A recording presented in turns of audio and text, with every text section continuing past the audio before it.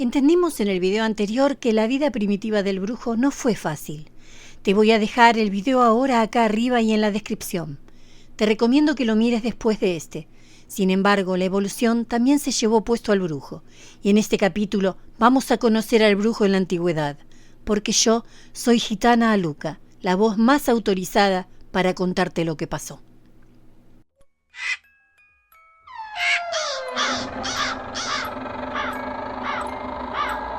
Soy Gitana Aluka.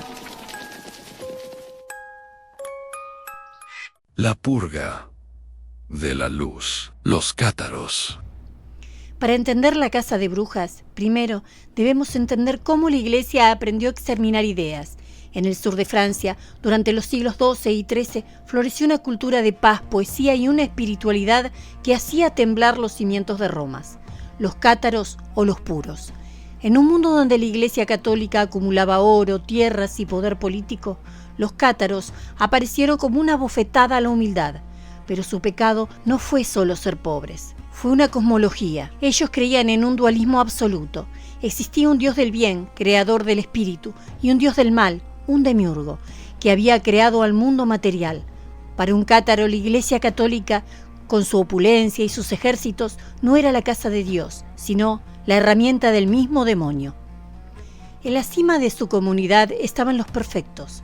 Eran hombres y mujeres que renunciaban a todo. No comían carne, no tenían sexo y se dedicaban a la sanación y la enseñanza. El pueblo los amaba y ahí residía el peligro. Para el Vaticano, estos líderes espirituales no eran santos, sino peligrosos tejedores de sombras. Se decía que sus manos tenían poderes curativos y que su rito sagrado, el consolamentum, era una forma de magia negra que robaba almas para su causa. La respuesta de la Iglesia no fue el debate, fue la sangre. El Papa Inocencio III lanzó la cruzada albigense, la primera vez que la Iglesia llamó a cristianos a masacrar a otros cristianos dentro de Europa. Fue aquí donde nació la famosa y aterradora frase: «Matadlos a todos, que Dios reconocerá a los suyos». Para gestionar este exterminio de manera eficiente, la Iglesia institucionó el horror. Nació la Santa Inquisición. Lo que antes eran conflictos aislados se convirtió en una maquinaria burocrática de torturas y muertes.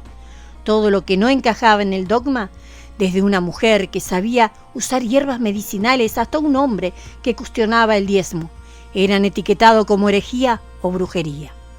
La Inquisición perfeccionó el arte de la confesión bajo tortura. El potro, la doncella de hierro y el fuego se convirtieron entonces en las herramientas para salvar almas. Si no seguías el guión de Roma, eras un servidor de Satanás. Así la Iglesia comenzó entonces a dibujar el mapa de lo que más tarde sería la gran casa de brujas. Si eres diferente, eres peligroso. Si eres independiente, eres el diablo. El clímax dramático de esta persecución ocurrió en la frontera de Montségur, un castillo colgado en las nubes de los Pirineos. Durante meses, los últimos cátaros resistieron el asedio de un ejército inmenso. En marzo de 1244, la resistencia cayó. En lugar de renunciar a su fe para salvar la vida, más de 200 perfectos bajaron voluntariamente de las montañas cantando, directos hacia una gigantesca pira levantada al pie del castillo. Los quemaron vivos a todos. La Iglesia pensó que con ese fuego borraría su rastro, pero lo que hizo fue encender una llama de sospecha que duraría siglos. Montségur no fue solo una masacre, fue el ensayo general para las hogueras que vendrían después. La historia de los cátaros nos enseña que en la Edad Media la brujería era a menudo simplemente el nombre que el poder le ponía a la libertad de pensamiento. Todo lo que la Iglesia no podía controlar lo quemaba. Las hijas de la luna en el Sabot. Mucho antes de que los manuales de la Inquisición inundaran Europa con paranoias, en los valles y bosques de Italia vivía una tradición que se negaba a morir. Mientras las catedrales se alzaban hacia el cielo, en la profundidad de la noche rural, las mujeres, las estrege, seguían respondiendo al llamado de una divinidad mucho más antigua que el dios de Roma, la diosa Diana, la señora de la casa, la luna y la naturaleza salvaje. Este no era un culto de maldad, sino de resistencia, en comunidades donde la mujer no tenía voz ni propiedad. El culto de Diana ofrecía entonces un refugio. Eran grupos de mujeres que se reunían bajo la luna llena para compartir secretos sobre hierbas medicinales y realizar rituales de fertilidad para la tierra y sanar a los enfermos. Para ellas, Diana no era un demonio, sino la reina de las brujas, una protectora que les enseñaba que el cuerpo y la tierra eran sagrados. El conflicto estalló cuando la Iglesia decidió que no podía haber dos reinos. La Inquisición observó estas reuniones nocturnas y en lugar de ver sanación, decidió ver conspiración. Fue aquí donde los teólogos cometieron una de las mayores aberraciones narrativas de toda la historia, la invención del Sabbat. Lo que originalmente eran cenas comunitarias y danzas circulares, los inquisidores lo transformaron bajo tortura y en orgías satánicas. Las Estreje, que hablaban de volar en espíritu con Diana, fueron obligadas a confesar que volaban en escobas para besar el trasero del diablo. La Iglesia tomó la iconografía de la naturaleza, los cuernos del dios Pan, los bosques oscuros, los animales nocturnos, y los tiñó de azufre, convirtiendo la sabiduría botánica en veneno y la sororidad en un pacto de sangre. Cuando la maquinaria de la quema de brujas se puso en marcha, lo que siguió fue un festival de sadismo disfrazado de piedad. Las aberraciones cometidas en nombre de Cristo superaban cualquier maleficio que se le haya atribuido jamás a una bruja. Mujeres ancianas eran desnudadas y afeitadas por completo en busca de la marca del diablo, que solía ser una simple verruga o una mancha de nacimiento. Eran sometidas a la privación del sueño durante días, al aplastamiento de pulgares y a la tortura del agua, hasta que la mente se quebraba y admitían cualquier fantasía que el inquisidor quisiera escuchar. Las hogueras no solo quemaban carne, quemaban el conocimiento acumulado de siglos. Cada mujer quemada en una plaza italiana o alemana era una biblioteca de medicina natural que desaparecía para siempre, dejando el campo libre para que la Iglesia entonces y los médicos hombres controlaran la vida y la muerte. Aquí es donde debemos detenernos y mirar las cenizas. La historia oficial nos dice que las brujas eran seres oscuros que servían a un señor del mal. Pero si analizamos los registros, los hechos son otros. Por un lado, tenemos a mujeres que recolectaban plantas al amanecer, que ayudaban en los partos y que honraban a la memoria de sus ancestros bajo la luna. Por el otro, tenemos a hombres con sotanas diseñando máquinas de tortura, redactando manuales sobre cómo romper huesos y encendiendo hogueras para quemar vivas a miles de personas inocentes bajo el pretexto de salvar sus almas. Al final de este relato, la pregunta surge por sí sola y se queda suspendida en el aire frío de la historia. En aquellas plazas llenas de humos y gritos, ¿quién servía realmente a la crueldad? ¿Quién era el verdadero diablo? ¿Mi ancestro que danzaba en el bosque o el hombre que sostenía la antorcha? La pregunta parece escrita con la sangre de las víctimas. El diablo no estaba en el bosque, estaba sentado en el tribunal. Las Beguinas. El pecado de ser libres.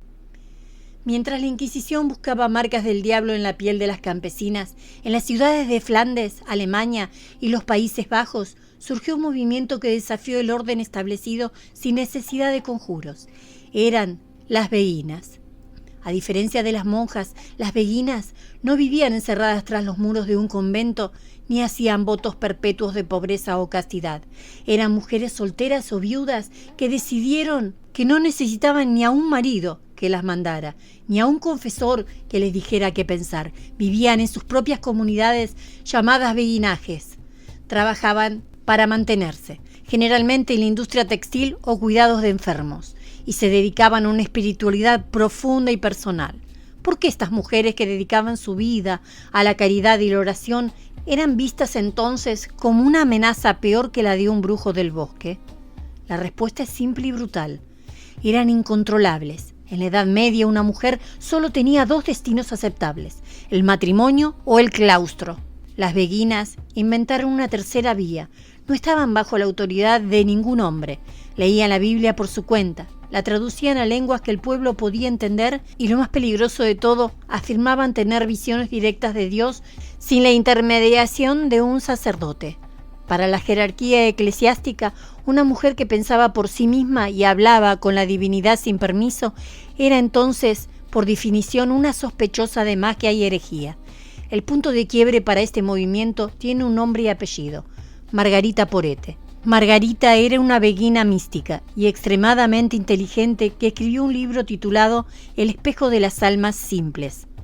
En él describía un estado en que el alma se aniquila en el amor de Dios y ya no necesita las reglas de la Iglesia, los sacramentos o las virtudes.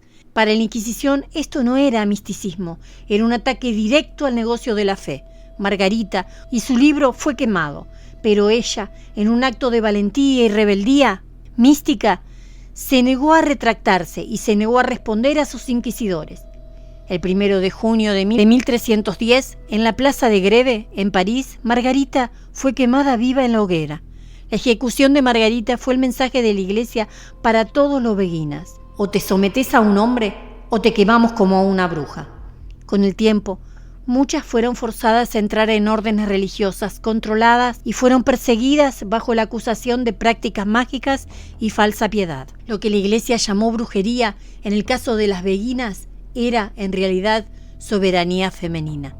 Les daban pánico que las mujeres pudieran ser económicamente independientes, intelectualmente superiores y espiritualmente libres. Al final, las hogueras de las beguinas nos revelan la verdad más cruda de la Edad Media. El mayor hechizo que una mujer podía lanzar era el de no necesitar a la Iglesia para encontrar su propio camino. Y si después de escuchar todo esto te pica, entendiste cómo el hombre aprovechó el cristianismo para saciar su odio, para dominar, para prevalecer con su instinto verdaderamente demoníaco sobre un grupo de disidentes, y ni siquiera sabían que lo eran. Y estoy segura que no vas a estar de acuerdo, y por eso te invito a mi próximo video, donde te voy a hablar sobre la brujería en la actualidad. Yo soy Gitana Aluca. Hasta el próximo video.